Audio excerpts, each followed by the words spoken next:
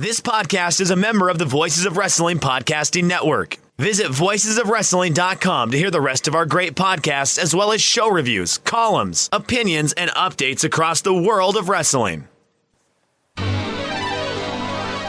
Hello, everybody, and welcome to another edition of Wrestlenomics Radio.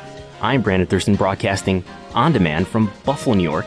The day is Friday, July 17th, 2020, and we are in month number 4 here in the infected states of America. Month number 4 months since WWE and AEW stopped doing events in front of live paying fans in major sports venues.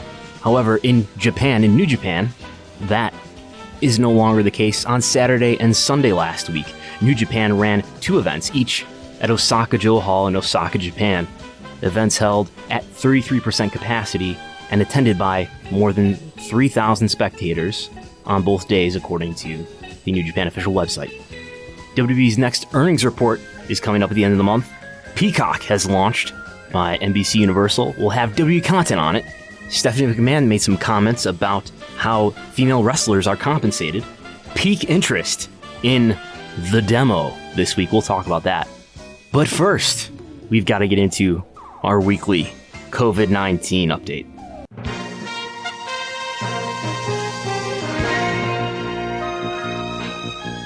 You might be sick of hearing about COVID-19 by now, but things are only getting worse. In Florida, where pro wrestling continues to be taped by WWE and AEW, in Orange County and Duval County respectively, Florida has taken the lead among U.S. states for daily new cases per capita. In an average of daily new cases over the last 7 days per 100,000 people, Florida now leads, trailed by Louisiana and Arizona. The case rate in Orange and Duval County slightly higher than that of Florida in general. And no, it's not just due to testing. While testing has increased in Florida since 2 weeks ago, the positive test result rate remains above 10% in Florida, in Orange County, and in Duval County. How high is the case rate in Florida? Well, it's almost 3 times that of the United States overall. About 60 times that of the case rate in the United Kingdom. 65 times higher than the case rate in Canada. But maybe you prefer the death rate. If deaths per capita on average over the last 7 days are more of your metric, about 2.5 people per million in Florida have died each day over the last 7. That's slightly higher than 2.2 in the United States overall. But in Mexico, things are about twice as bad, with a 7-day death rate of 4.6 per million. The death rate in the United Kingdom is about 4 times lower than it is in Mexico. It's about half of the death rate in the United States, with 1.1 per million dying each day of the last 7. The death rate in Canada, even lower than that, while death rates in Australia and Japan are almost 0. The death rate in the United States, though, remains much lower than it was at its peak back in mid-April. Deaths per capita in July in Florida, however, are about 1/3 higher than they were in April. Nonetheless, wrestling continues on in the state of Florida. And Wrestlenomics will continue after this important message from our sponsor. Paid for by DeSantis for COVID.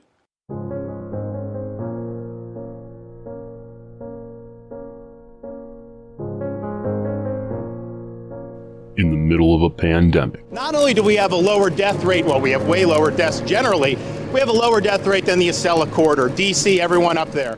Floridians need a man who will put optimism above realism. A man who will take the lead on coronavirus. Florida is the new epicenter of the coronavirus.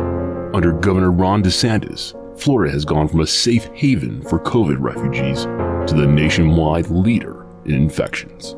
I was the #1 landing spot from tens of thousands of people leaving the #1 hot zone in the world to come to my state. Floridians need a man who knows the value of new content. People have been starved for content. I mean, we haven't had a lot of new content since the beginning of March. A man who will not back down. We're not rolling back. Like, no. A man who will take on the bias of left-wing science. And part of the reason is that because you got a lot of people in your profession who waxed poetically for weeks and weeks about how Florida was going to be just like New York.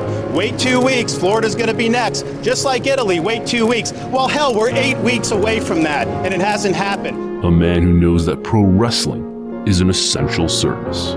So we've succeeded, and I think that people just don't want to recognize it because it challenges their narrative, it challenges their assumption. And a man who can cut one hell of a pro wrestling promo. So they got to try to find a boogeyman. Maybe it's that there are black helicopters circling the Department of Health. If you believe that, I got a bridge in Brooklyn I'd like to sell you. Nearly 5,000 Floridians have died from COVID, but we know, at the end of the day, you care about what affects you. So I think every day, and you are doing nothing. So I think falsifying information, and you are misleading the public. Over 4,000 people have died, and you are blaming the protesters. You guys have no plan, and you're doing nothing. Shame on you. So at that time, when we had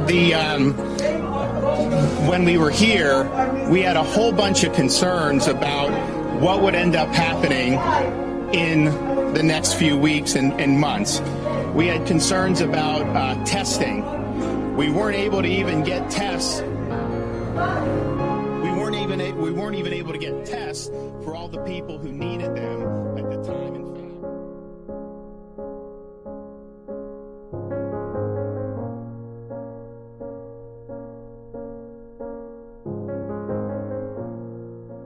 fact. Paid for by DeSantis for COVID. In other news, WWE's chief brand officer, Stephanie McMahon, had an interview with sportsmedia.com where she made a few interesting claims, at least one of which we can fact check. McMahon said that the WWE audience is 40% female. She credited content like Total Divas and Total Bellas, the reality programs, saying we saw an increase in our female audience in different platforms and different channels. The 40% stayed for our core programming, she said, but Total Divas and Total Bellas, the female viewership, went through the roof. On YouTube, on social media, our female viewership has increased. So does that reflect reality? Well, if you look at WWE's TV viewership, and now TV viewership may not be a perfect sample, TV viewership probably skews older when it comes to thinking about what the WWE audience is. And yes, all the various ways that people might be consuming WWE's core content. But to make a long story short, she may be rounding up or picking the higher end of the range, but this is near to the truth, I would say. So what kind of data do we have to look at this claim? Well, Showbiz Daily reports the F 18 to 49 and the M 18 to 49, as well as the F 12 to 34 and the M 12 to 34. So basically we have two cross sections there of the male and female audience. And I've been collecting that for Raw going back to 2015. And at least since 2015, it hasn't changed much. Granted, that was after the debut of Total Divas by a few years there. But anyway, the female to male split is somewhere between 30% female on the low end to about 41% female on the higher end in the 18 to 49. In the 12 to 34, the sample appears to be even more female. I'm just looking at the table for the last few months here. On the high end, we've got 46% female. On the lower end, 33% female. Maybe a 31 a few weeks ago. Although I'm sure WWE has full access to whatever analytics they've got through YouTube and other platforms that may be informing Stephanie's statement. Elsewhere in the article, McMahon talked about wrestler pay and the gender pay gap.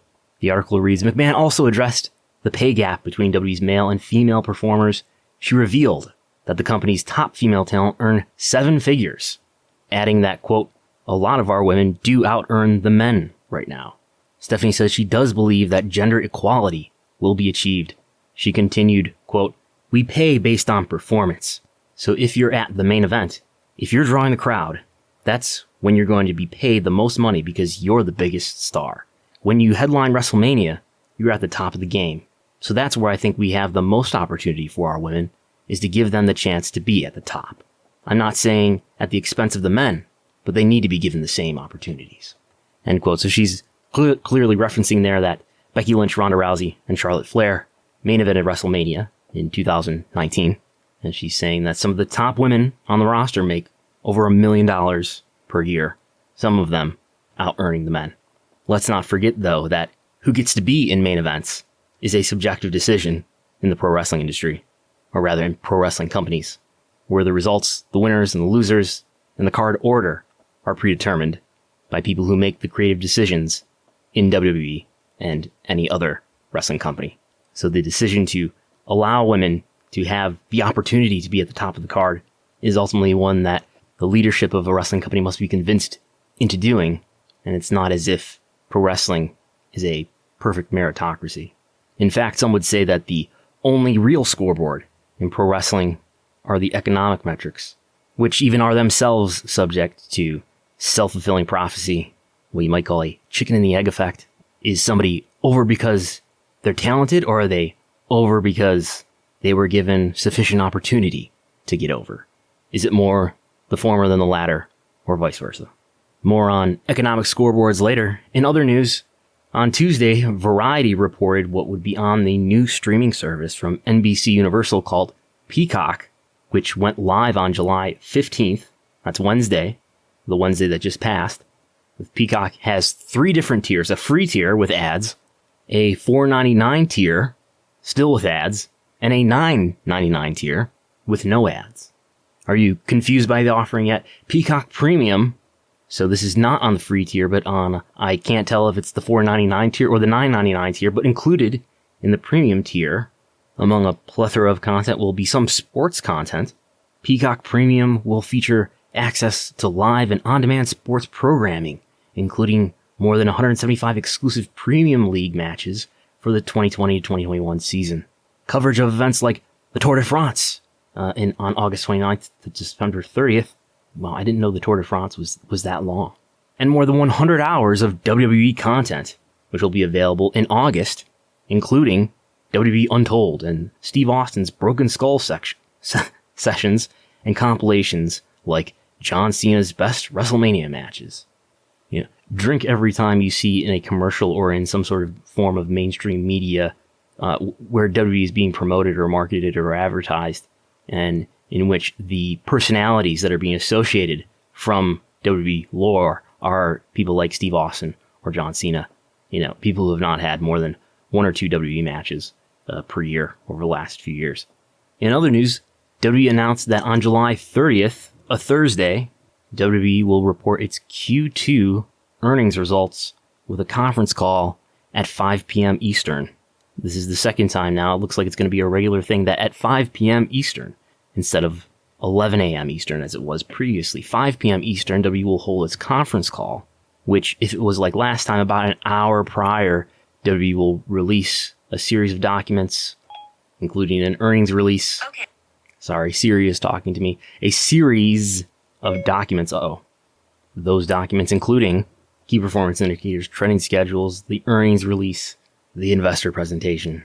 I don't expect new WWE CFO Christina Salen to be on the call. Maybe she'll make a small appearance at most, but I wouldn't expect her to say much on the call, if anything at all, if she'll even be in the room. I would expect interim CFO Frank A. Riddick III to accompany CEO Vince McMahon and investor relations Vice President Michael Weitz throughout the call.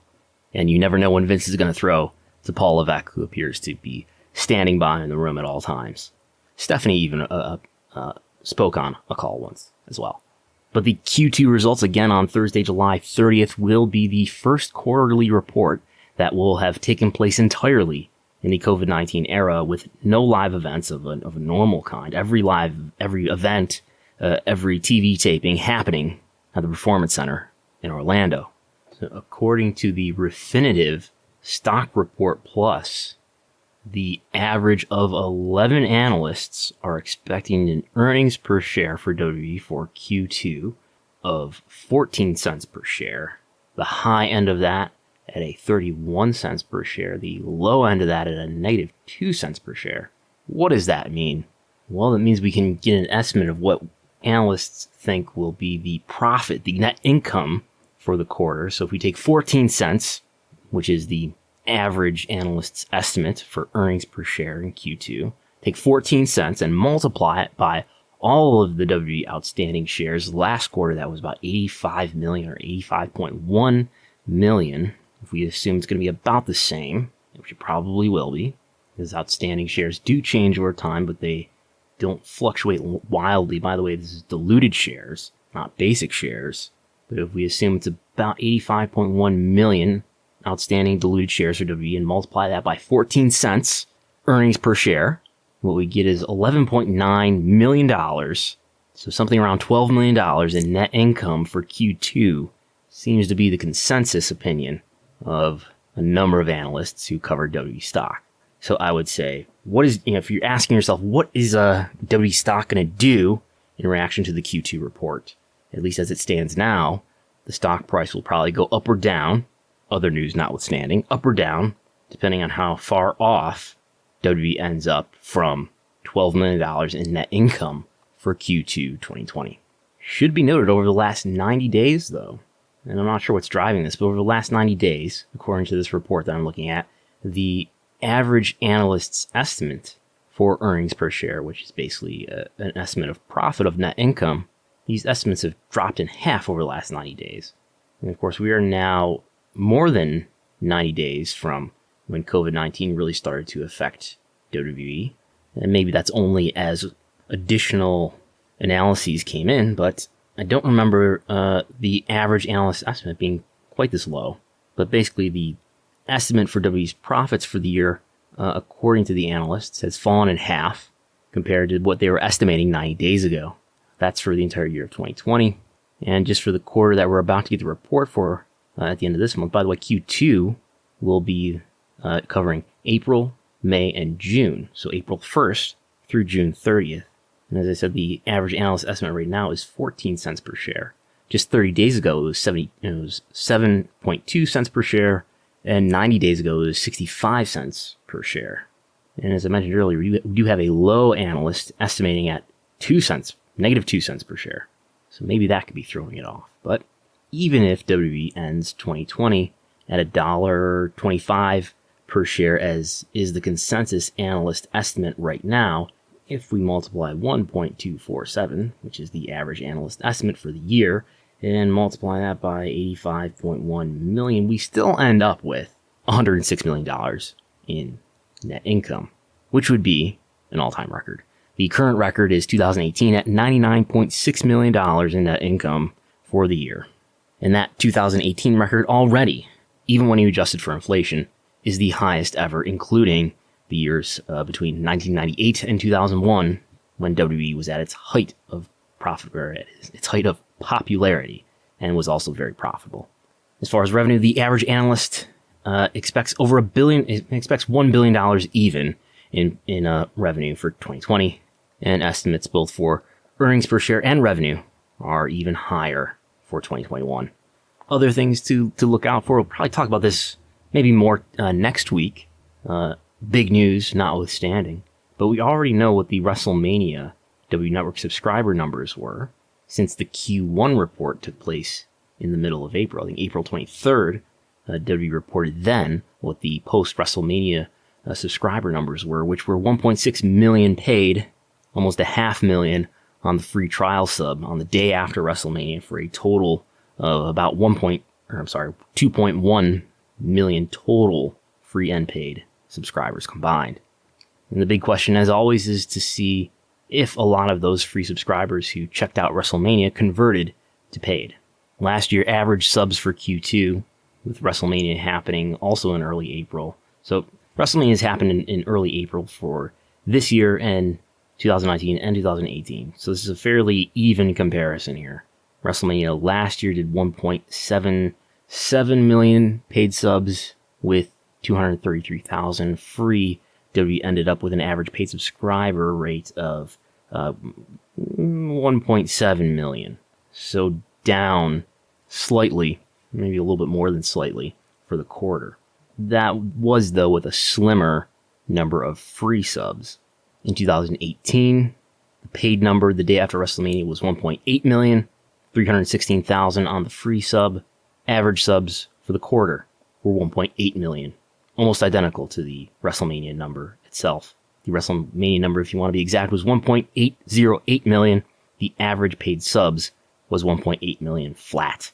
And so for anyone not familiar, the average paid subs refers to, if we take a given period like a quarter, which is what we're usually talking about, you take the 3 months and you say, over that 90-day period, on a daily average basis, how many subscribers did you have paid? And we focus on that number because that really reflects the revenue that's being driven by the WWE Network. Now, there are a variety of price points throughout the world, but roughly if you take the average paid subs and you multiply it by 10, you basically get the monthly revenue that the network is driving. By the way, Peacock was at one point, along with ESPN Plus. Even there were rumors of Amazon being interested in buying W Network content, probably the pay-per-views, and putting them onto a major streaming service away from the W Network. Of course, that didn't happen. COVID-19 intervened and disrupted those negotiations, or forced them to continue, as WWE might say. So who knows, maybe something will be learned from how people interact with the WWE content that is on Peacock. I can't see that much interest being had in the content that I see described, WWE Untold, Broken Skull sessions, and some compilations. The peak interest is in the live content for WWE. But maybe WWE gets a relatively small payment for providing some content to Peacock. But I wouldn't expect it to make any kind of a significant difference for WWE financially. But other things to watch for in the Q2 report on July 30th, I would expect WWE Network subscribers to be down year over year, which means they would be around probably 1.6 million average paid, maybe lower. Consider that the pay-per-views in May and June were empty arena affairs. I would expect to see a hit in the ads and sponsors area, although YouTube views have been up dramatically. Still, I expect that revenue segment that includes YouTube revenue along with ads that appear on the WWE Network and ads that appear in WWE programming. I would expect that revenue segment to be down. Of course, live events will be a zero, or I certainly would expect them to be a zero, since WWE held no events with paying customers at them. I would expect venue merch within the consumer products division to be a zero, since WWE ran no events that they could sell merchandise at, meaning the only two segments remaining for consumer products would be product licensing, which includes things like console games, mobile games, action figures, and other categories. That usually delivers under 10 million per quarter. And e-commerce, we'll see how the e-commerce business is doing. We'll see how merchandise sales are going online when merchandise can't be sold at venues.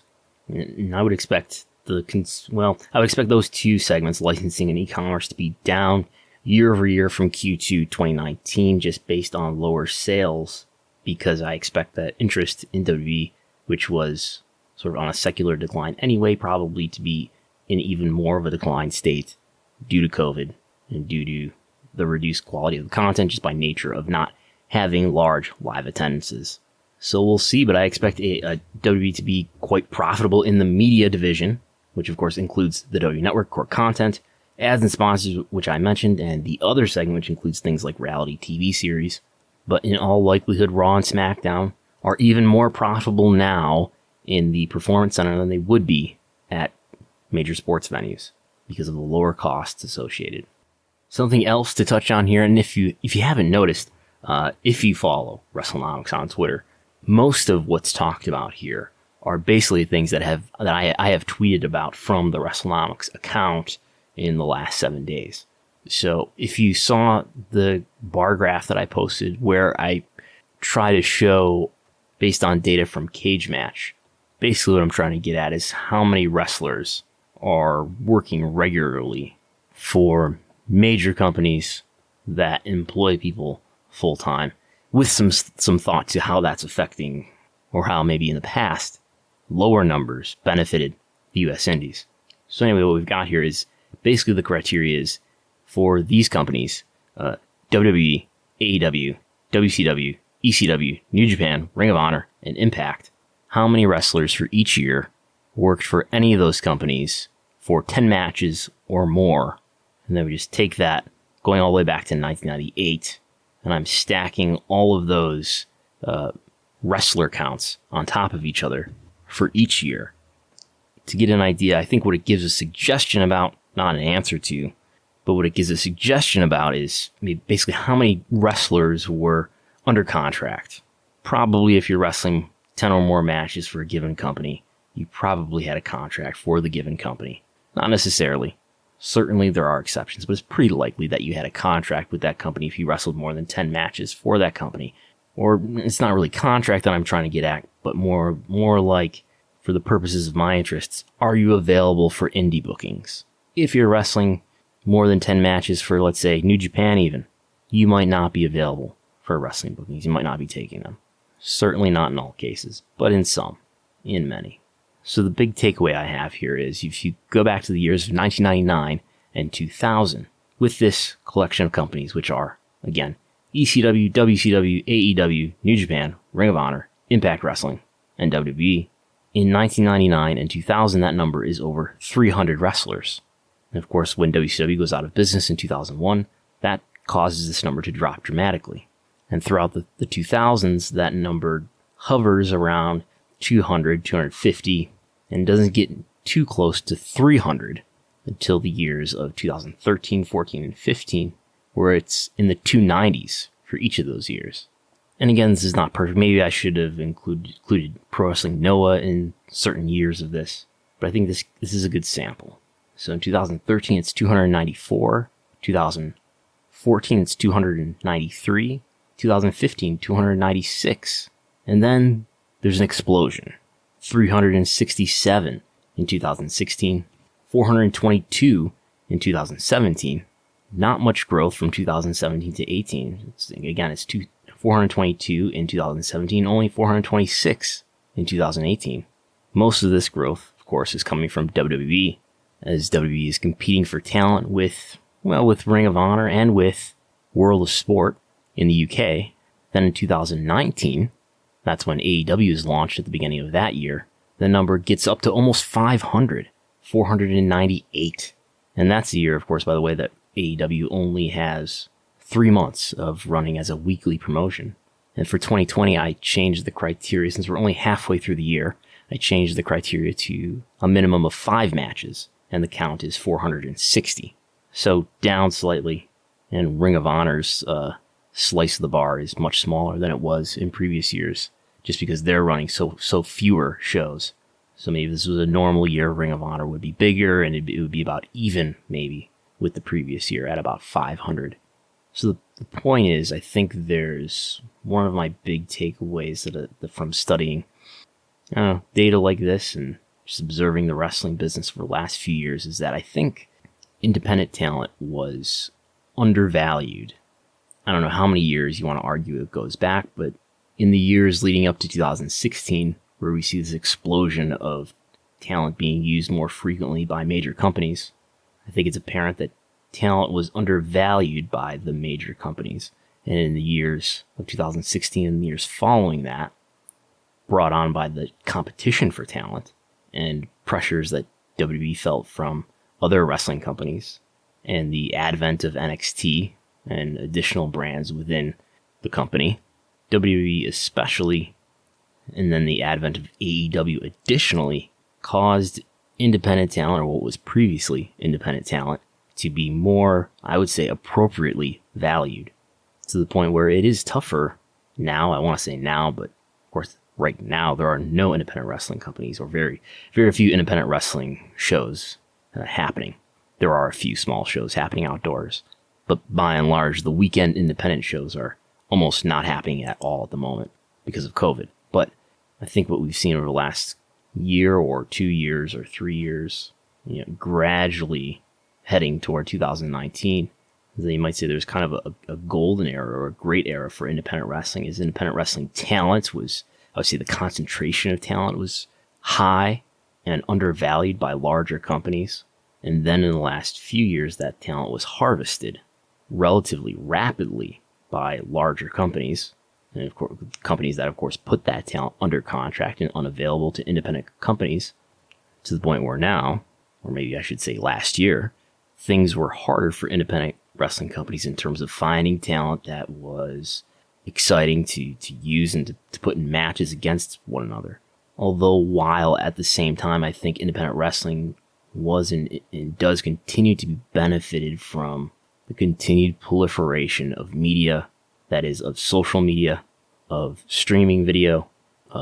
More and more promotions got involved with some sort of streaming video, not just YouTube, not just free ad-supported video, but subscription video. I think IndependentWrestling.tv was and is gaining momentum. And full disclosure, I've done some analysis work for independentwrestling.tv, besides having wrestled for some companies that appear on IWTV, including Beyond Wrestling. But I think while the infrastructure is increasingly powerful for independent wrestling, at the same time, its talent was siphoned away from it. And for workers, for wrestlers, that's been a good thing because it means there are more full-time jobs in wrestling as a wrestler, because more companies are signing more people and paying more people, and because more wrestlers are being drawn up to the higher levels of wrestling.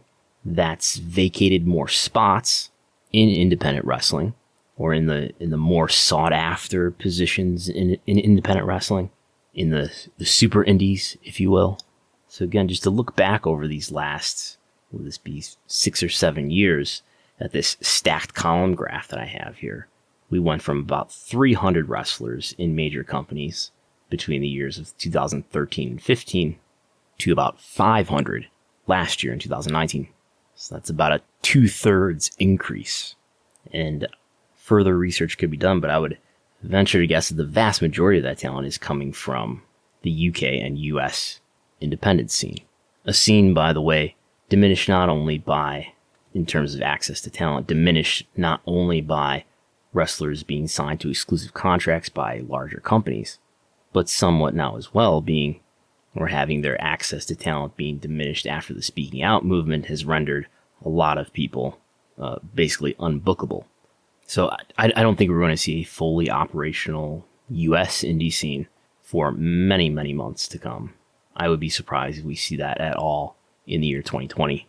But in the last year or two, I don't think we've seen, in the US independent scene anyway, which is probably the one that I can best speak to, I don't think we've seen a rapid replenishing of wrestling talent to the indies to the rate that good talent has been subtracted from it. And I think the independent wrestling promoters who I've spoken to about this subject strongly agree. And so the question that I have is, I don't know if it's just a matter of time before the indies can, if this is the new normal, that there's going to be about 500 wrestlers who have full-time spots in these 5 or so promotions that we might call major promotions. And in relatively rapid order, they got swooped up and taken away from the indie scene, which, great for them. So, but I just don't know, is it just going to take a few years, or 5 or maybe even 10 years, to reestablish the foundation of independent wrestling? Or is it just the case that anybody above a certain level of talent, if they are also employable, is just going to get signed away from the indies?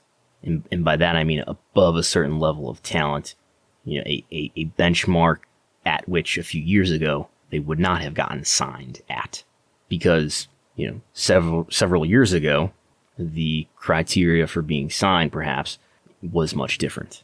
In the years where we were nearer to the John Laurinaitis 6'5", 275 pounds notion of what the industry leader was looking for. And I think those days, and not that a 6'5", 275 pound wrestling person isn't going to still be an attractive prospect, but that I think that the days of undervaluing the super indie worker, the days where somebody like Bryan Danielson is respected as one of the greatest wrestlers in the world, but is working on the indies, I think those days are gone. And again, I think the big question going forward is whether or not independent wrestling can rebuild a foundation of, talent and knowledge similar to what it once had. Just both in terms of having stars to put together in exciting matches and having talented wrestlers who less experienced wrestlers can become better through working with, and sort of feed on, their talent can feed off one another, and their talent can inform one another and make each other better. And that certainly happens to some degree still, or pre-COVID, it certainly was still happening. But a large part of what makes one a better wrestler is wrestling other wrestlers who are better than that wrestler. And in the matter of a few years, great wrestlers on the indies became less available. So whenever post-COVID independent wrestling can happen again, I think that's the thing to think about and to work on. And finally, we'll get to perhaps the biggest week in the life of the key demographic the life and times of the P1849 after this. Not only did I win the match, I also won the ratings war as well. Just like I do every single week. Let me show you and explain to you how ratings work, little kids. Of course, it's great to have the overall win in viewers, but the most important thing is the 18 to 49 demographic, the demo. And Le Champion has never, ever been beaten in that demo. I'm the king of the ratings, man. I'm Le Champion of the demo. I am the demo god.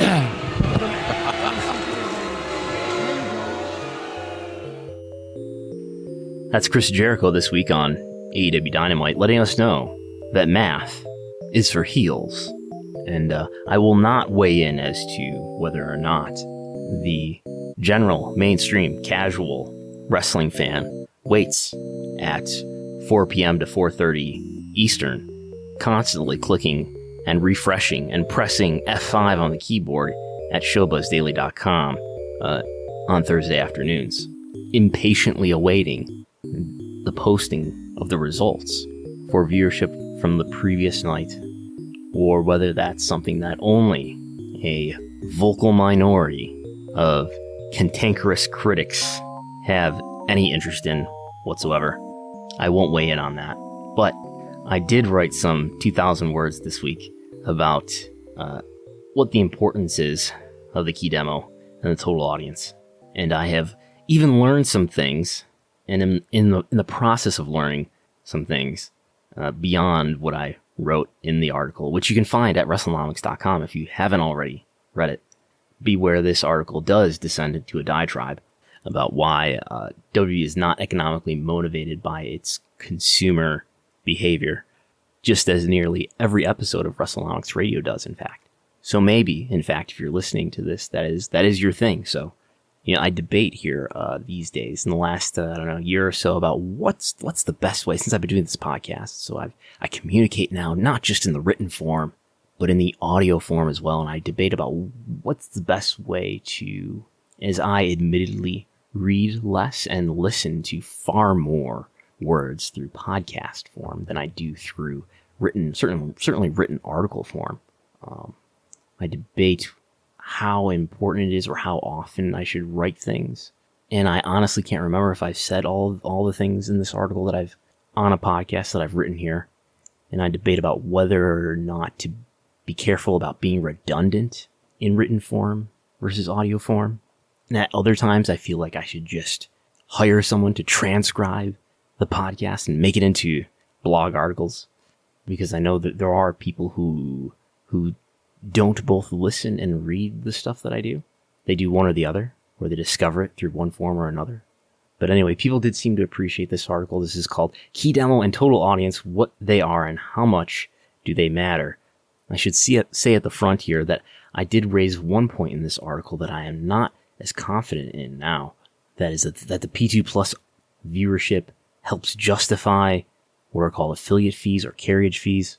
More on that in a minute. But the story here is that in the wrestling talk world or wrestling media world and fan discussion world, suddenly, particularly since the beginning of the Wednesday night competition between AEW Dynamite and WWE NXT, there's been an immense focus in what's called the key demo, or people ages 18 to 49, and how that demographic is more important, in a sense, an economic sense, than the total audience. And this is not something that wrestling fans, observers, commentators, critics, tweeters much talked about before AEW Dynamite debuted on October 2nd, 2019.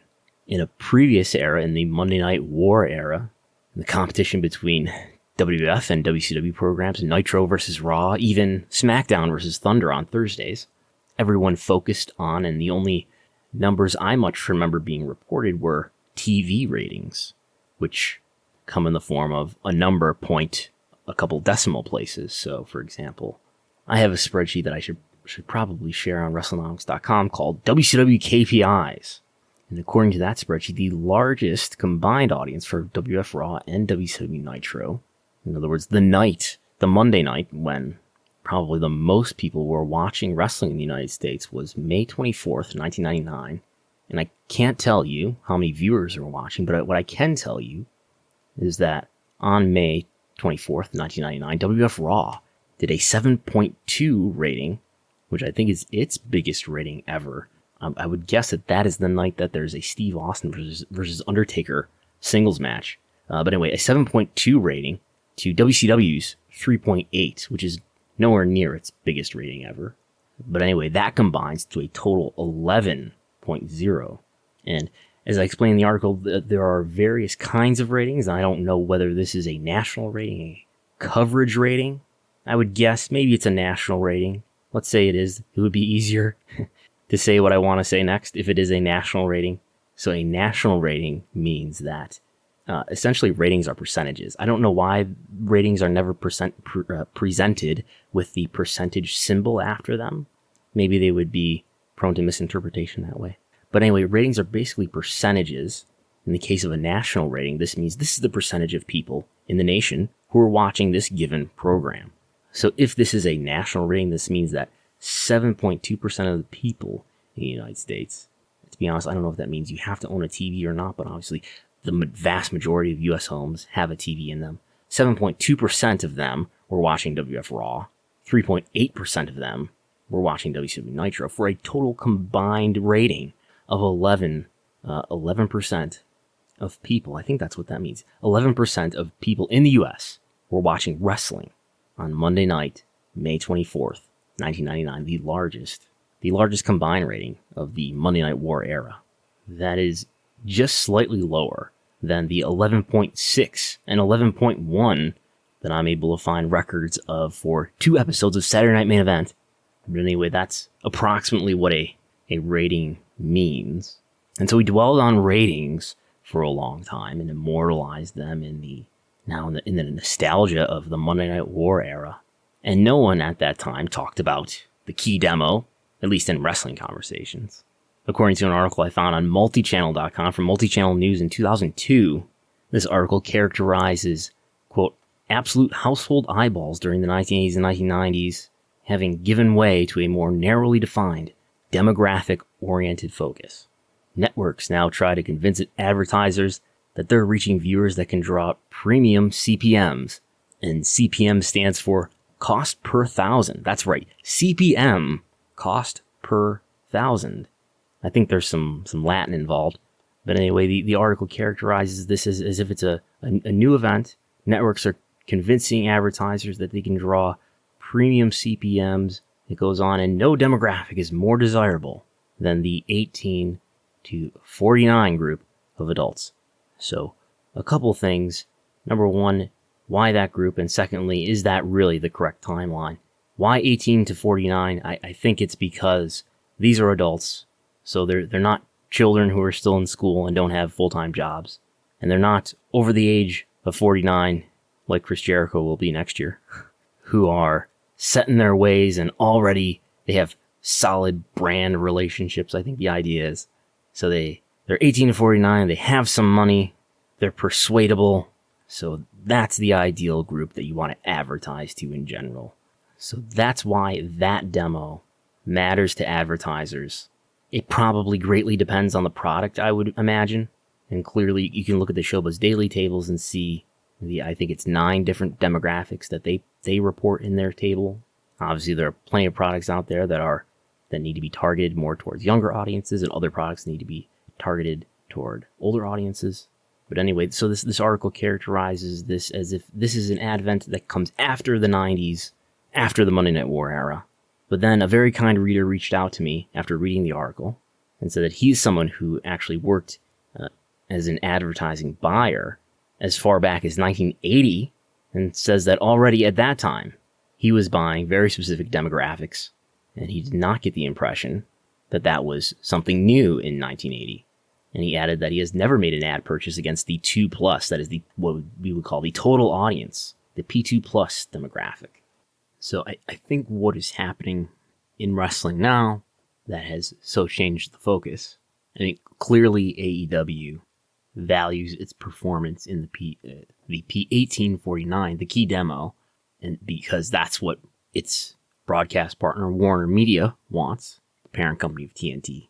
And I would imagine that AEW has given certain people in wrestling media the impression that that is the key demo, that is the demo that matters more, or matters the most, above the total audience. Besides, obviously, saying so publicly, and even having Chris Jericho cut a promo about it. So my question that I still don't know the answer to is, does USA Network, or even Fox, do they value the key demo in the same way that TNT apparently does? Do USA Network or Fox, or any other network for that matter, does every network, and I believe it's generally true that the 18 to 49 demographic is generally the one that is most important to advertisers. I'm just wondering if everybody looks at it to the same degree and the same extent that TNT does. I'm just wondering if other networks have different advertising sales strategies where other demos maybe have more focus on them. I don't know. And we've never seen WWE in their public reporting focus on the key demo that I can recall. WWE's key performance indicators have been showing national and coverage TV ratings for the total audience for years. They just recently switched over to viewership, showing viewership for the total audience. And it's not as if they don't have something to brag about there. They do quite well in the key demo.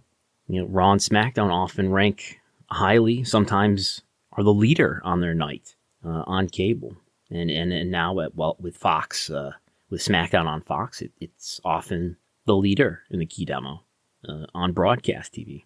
And I can't recall a time where I found anything on corporate.w.com that has emphasized that. And I did find at least one press release from USA Network that celebrated the key demo and the P2554 demo as the people between the ages of 25 and 54. And on the issue of carriage fees or affiliate fees, that is the money that, say, USA Network or TNT get from the cable or satellite company, I think it's likely that in the case of WWE Raw, which has been on the USA Network for many years, is contractually a part of the deal that the USA Network makes with the cable and satellite providers. So when a network makes a deal with a carrier, some of the covenants in the agreement, some of the conditions may be that the network is going to provide a certain number of hours of live sports or a certain number of hours of original content. And AEW might be sort of incidentally fulfilling that condition in terms of being some sort of live content and original content. But larger properties, maybe like WWE Raw. I'm not sure about SmackDown because it's a newer program with Fox. I'm more doubtful that that's the case for NXT, which has now only been on the USA Network for less than a year. But probably WWE Raw falls into this category of being one of the programs that may be named in the affiliate contracts. And in fact, in terms of revenue, in the case of a program like Raw, we know the USA Network is paying WWE an average annual value over the course of 5 years, average annual value of $265 million per year to get Raw, to put it on USA Network. So $265 million per year is the cost of having Raw. But the USA Network is probably not making nearly $260 million in ad revenue when it airs Raw in a year. Probably less than half that. So to justify the cost of having the rights to Raw, it would certainly help if you could justify the carriage fees as part of that. And how much does total audience performance, total viewership really matter in terms of making a program a part of a covenant in a contract between a network and a carrier? I don't know the answer. I'm hoping to learn and share that with you soon. But at least one way that it's easy to imagine how total audience might be valuable is when thinking about other kinds of business that a wrestling company tries to do. Decades ago, WWE was a ticket selling business primarily that just used TV as a marketing tool, like every other wrestling company before, the territory era came to an end. You watch those old studio TV programs from the 80s and 70s, where you almost never see a big match between two different stars. What you do see are a lot of job matches and promos and angles promoting what's going to happen later tonight at the Omni, for example. But still, those consumer businesses exist for wrestling. And in fact, the merchandise business is probably far bigger than it was back in the day. In a non-pandemic time, there would be a ticket selling business, and there is a merchandise selling business, and there is a pay-per-view and, if not pay-per-view, subscription video business. And I don't know that older audiences are buying tickets. That's something I think I talked about a few weeks ago, is that I'm amazed, and I'm sure linear TV viewership overrepresents the older audience, but I'm just amazed that there clearly is linear, the viewership stats that we get from Showbuzz Daily shows that there certainly is an audience of people over the age of 50 who are watching pro wrestling in some numbers. Even if they're overrepresented, there they are, hundreds of thousands of them. And yet, if you go to a WWE event before March 13th of this year, and tell me if you've been to one where this was not the case, you don't see very many older people who appear to be over the age of 50 there. But nonetheless, it seems that anybody of any age could be converted into being some sort of direct-to-consumer purchaser, whether that's through the WWE Network, through a pay-per-view. AEW primarily selling their peak events through pay-per-view. But granted, on the other hand, I don't know that people over the age of 50 are going to be wearing wrestling t-shirts. Yeah, but who knows? But the key demo is something that I've been watching and for Raw and SmackDown viewership before this great era of the Wednesday Night Wars. I was aware of, and I was recording and to some degree watching the trends of the P18 to 49 demographic and watching it descend more quickly than the P50 plus for Raw and SmackDown. And we do see the total audience and the key demo decline at a worse rate than TV overall. And that is one of the great challenges I see made, not usually towards me, but sometimes towards some other person who Wrestlenomics is getting tagged against in the Twitter mentions when somebody wants to raise the issue of TV viewership. WWE's TV viewership is down. WWE Raw this week, in fact, did its lowest total audience ever. At least the lowest total audience that we have on record since Showbuzz Daily started reporting in September 2014. And probably the lowest ever. The second lowest key demo performance ever. And to such points being raised, people want to know, well, but TV overall is down. Well, TV overall is down. But WWE Raw is down more. SmackDown's a different story, of course, because SmackDown has jumped around from the Sci-Fi Network to the USA Network to Fridays to Thursdays to being live on Tuesdays to being essentially a B show to having its own separate roster, now to being on Friday again, live on Fox.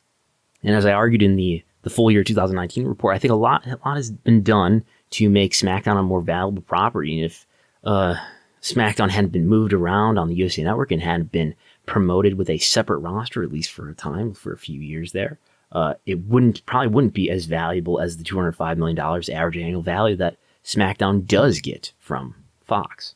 But Raw is really the control group here. It's the program that's been on one network for many years, one time slot for many years, and it doesn't have these external factors to boost its viewership. So anyway, the total audience on average for the top 100 broadcast and cable channels over 4 years from 2015 to 2019 is down 14%, and Raw is down 35%. Again, 14% is TV overall. They're the top 100, down 14%. Raw, over the same period, more than twice as bad, down 35%.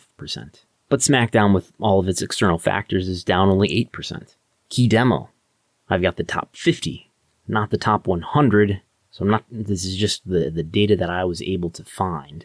I wasn't trying to cherry pick and do top 100 for this reason over here and top 50 for another reason. This is what I was able to find for key demo. Top 100 is what I was able to find for total audience. But anyway, top 50 in key demo, top 50 broadcast and cable over the course of the same 4 years, down 33%. WWE Raw over the same time period, down 36%. So just a little bit worse than TV overall. SmackDown, though, over that period, up 5%. Because way back in 2015, SmackDown was, I think, had been moved to Thursday on the USA Network, but was not yet Tuesday live, separate roster. And by the way, WWE has been very open about this kind of comparison on page 1 of its key performance indicators since I think about 2016, all the way up to the present. If you open the key performance indicators right now on corporate.wwe.com and you go to page 1, you will see a comparison of Raw's viewership in the quarter compared to the same quarter of the prior year, lined up on the same page, right next to the same comparison made for the top 25 cable networks. And it's been the same thing for SmackDown, except for in the case of SmackDown now, they're comparing that against the top 4 broadcast networks, since now SmackDown is on Big Time Fox. And if you go through all the instances of the KPIs, as of course we have here at Wrestlenomics, we have archived them all on the Wrestlenomics drive that you can find at Wrestlenomics.com. And if you go through all those instances and you enter all those numbers into a spreadsheet for each quarter, going all the way back to 2015, of course they started doing this, I think in 2016, but had to give year-over-year comparisons from the beginning, so that means we've got data going back to 2015. And what I found is if I average up the 4 quarters, so it's not a perfect annual average, it was probably pretty close. But if I average up each year and compare 2015 to 2019, the 4-year compound annual growth rate for the top 25 cable is a negative 18 compared to Raw, a negative 36 compared to SmackDown, a negative 8.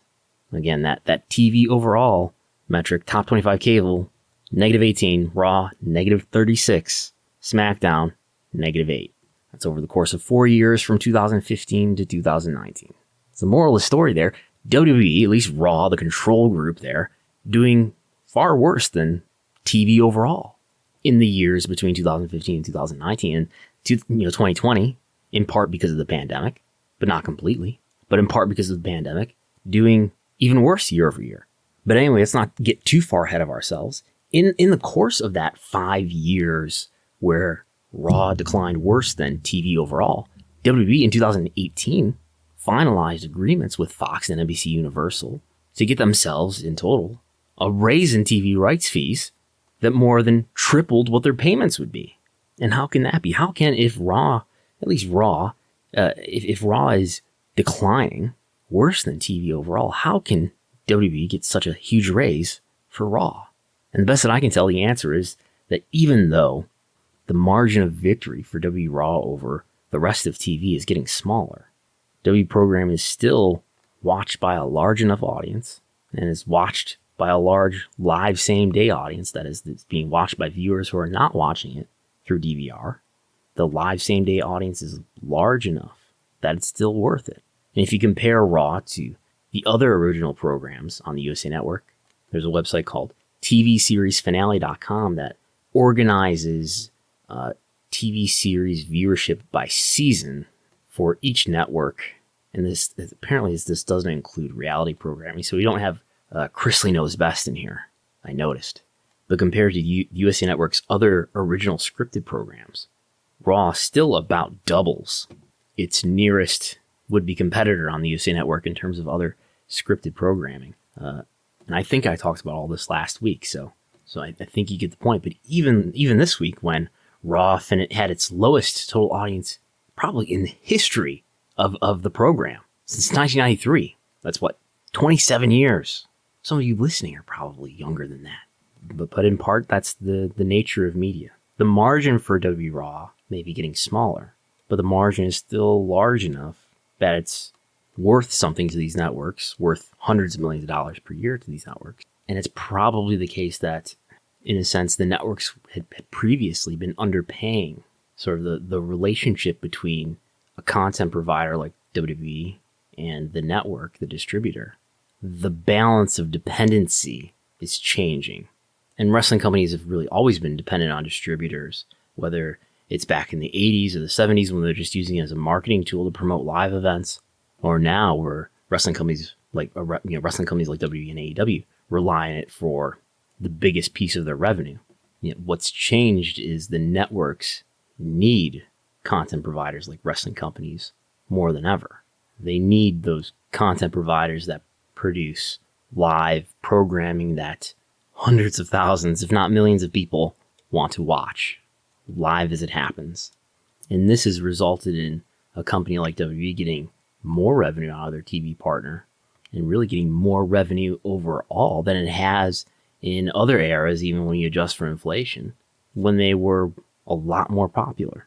And this is the great frustration for wrestling fans who dislike what WWE's doing. And by the way, I think I've got some survey data in hand that it doesn't tell me a lot about the general wrestling audience, but it tells me about a segment of the wrestling audience. And I can't say how big or small that segment is, but there's some segment of the wrestling audience that is increasingly dissatisfied with WWE content.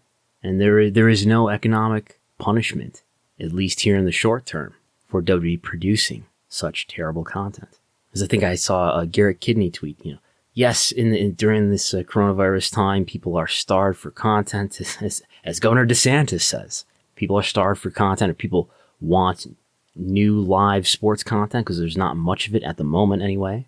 But then why are WWE's ratings not doing better than what they would be otherwise? It's because, as Garrett said, yes, people want content, but they don't want bad content. And some people think WWE is doing bad content, and in addition to that, they're doing bad content in front of no live fans, or at least they're doing content in front of NXT, entry-level wrestlers. And on a personal note, to me, the most interesting thing about watching WWE programming would be to see how WWE deals with the one piece of the show that they don't exude enormous effort to control, or that they're least able to control, and that is the live audience. And that's not going to be present for the foreseeable future. And as I wrote, in wrestling, in a worked business, the economics are the only real scoreboard. Some fans want economic justice for what they perceive as the bad content that WWE is putting out, but the old scoreboard is bifurcating into two scoreboards. And WWE may be losing popularity on that popularity scoreboard, but they are winning big on the financial scoreboard. I mean, they could be winning on both scoreboards. You can be enormously popular and enormously profitable, and I think in this sort of golden era of content, I think there's more overlap maybe than there were in other eras of entertainment, where being critically acclaimed also means being very lucrative, and it's not as unrelated as maybe it used to be. I think of Game of Thrones as an example of that, or at least what I've heard of Game of Thrones. I did try one episode of it. It was just too much for me, but they could be both. They could be both very lucrative and profitable and critically acclaimed, but that is just not in this company's capacity under the current leadership. And there are no other economic forces, not stock analysts, not major institutional investors, not anybody who's going to write a business media article who's distinguishing very much the difference between good wrestling and bad wrestling. I think really to mainstream people who don't deal with wrestling a lot, it probably just good wrestling and bad wrestling just kind of look the same to them. Maybe it's all bad wrestling to them. I don't know. But mainly the people who spend millions of dollars investing in WWE and the people who spend time writing about and understanding WWE's business, one business among a lot of other businesses that they analyze and write reports on. They're not trying to distinguish the quality of the product, or they don't much take into account, and frankly, it doesn't matter that much that WWE is leaving money on the table by not creating a better product. I don't think that they perceive what a good product is or isn't. Rather, what they perceive and what they distinguish and what they deal with is the difference between profit and loss. And the noise coming from TV rights fees is much louder than the noise coming from the lack of WWE and Vince McMahon's ability to create stars, as long as there continue to be enough people watching the product, which there is for now. So thanks for listening. I think those are all the thoughts I've got in my head for now. You can read the article I was referencing at Wrestlenomics.com. You can get a 5-day free trial of independentwrestling.tv by going to independentwrestling.tv and using the promo code Wrestlenomics. You can encounter other listeners of Wrestlenomics Radio via the Voices of Wrestling Discord. Go to voicesofwrestling.com/Discord, or get on the Discord app through your phone, however that stuff works. Kids these days. I am no longer a member of the P18 to 34 demographic. I retired from that demographic last week, so I no longer understand certain applications like Snapchat, TikTok. Is Discord a part of that?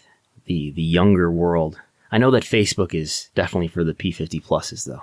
Speaking of Facebook, thanks to everybody for taking the survey, the Pro Wrestling Favorability Survey. If you still haven't, you can find it on Wrestlenomics.com.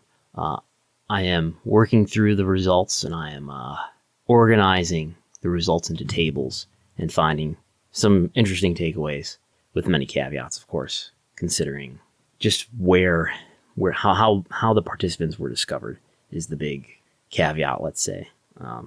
But I bring that up in relation to Facebook because I did spend $20 on a Facebook ad, and I did get some people to participate that way. And I think that may be the cleanest, the most uncompromised way of learning something about the general audience, because everything is sort of compromised by virtue of these are people who from either primarily or some secondary way are connected to me and to Wrestlenomics in some way.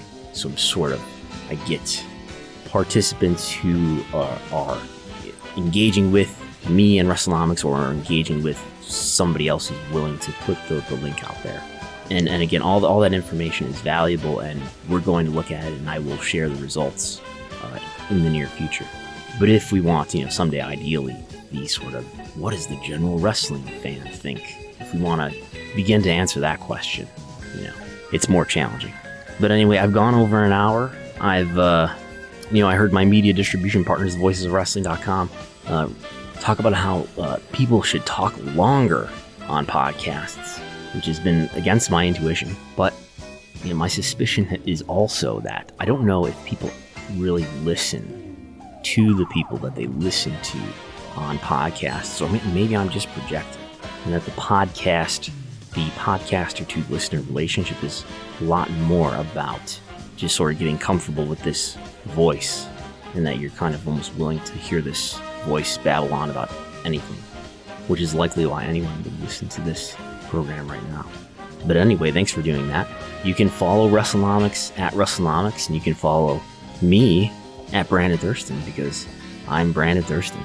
And as you may be able to tell, it's almost 2:30 a.m. and I'll talk to you next time.